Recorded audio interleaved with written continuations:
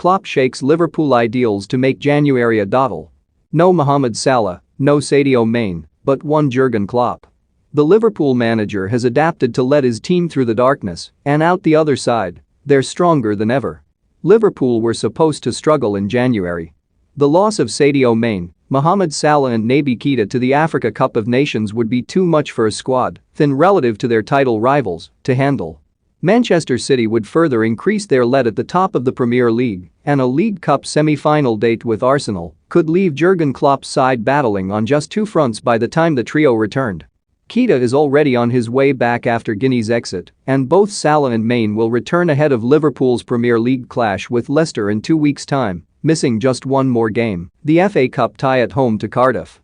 Assuming no problems in getting past the relegation-threatened Championship side, Liverpool have come through this precarious period not just unscathed, but stronger. Closer to City, a Wembley date booked, a striker thriving with added responsibility, a defense answering their manager's call, and that manager getting those calls just right. When you lose key players for tournaments, the solution isn't that you will be flying in the next game and score 5 or 6. You have to adapt, and in our case, it was 100% clear that we needed to be rock solid. We have to be organized, that's the basis for everything we do.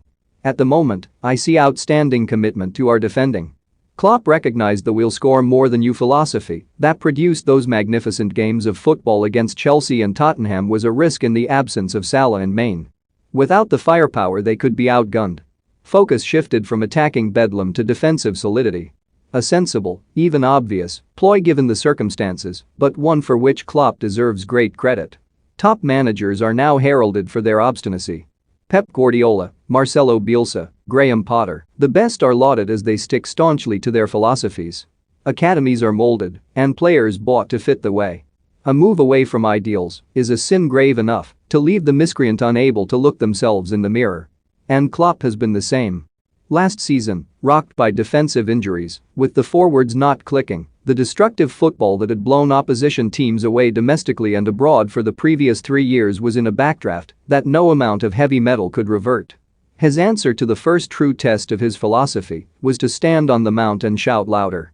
But an acid test of a manager's quality is surely the ability not to change their principles entirely, but to bend them when circumstances require. It would have been easy for Klopp to turn to the Mane and Salah backups and plow on regardless, but it would have been a see-through, foolhardy attempt to buoy members of his squad who have no hope of imitating those they've replaced. And so Roberto Firmino and Alex Oxlade-Chamberlain haven't been asked to impersonate, but to work as part of the collective to shut up shop and help others to prosper.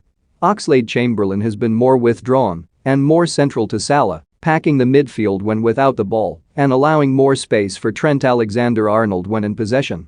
Firmino has taken up his customary false nine position, further increasing their presence in the middle of the pitch, but also allowing Jota to move to his favored left side to provide an outlet for Virgil van Dijk's passes inside the opposition full-back, Andrew Robertson's outside and Alexander-Arnold's switches of play. Some may have wondered how effective Alexander-Arnold and Robertson would be without the threat of Salah and Mane arriving at respective backposts, but their extraordinary displays now surely has those same people wondering whether it truly matters how good the forwards are when they're delivering crosses as they do. They've been superb. As has Jota, who has proven he can carry the burden of responsibility in the absence of his more illustrious counterparts. Liverpool were fortunate in the way the fixtures fell. Shrewsbury, Brentford, Crystal Palace and 2 League Cup games against Arsenal is a kind run, possibly the sort of run to have had Klopp of old thinking "Eff it, we'll be fine." And they may well have been fine sticking resolutely to their football. But by adapting their style Klopp has avoided the doubt their hardline philosophy engenders. It's not been "we'll score more than you, but you won't score, and we probably will." Liverpool will welcome Salah and Mane back, having not missed them, and with all to play for. January was supposed to be a struggle. Klopp's made it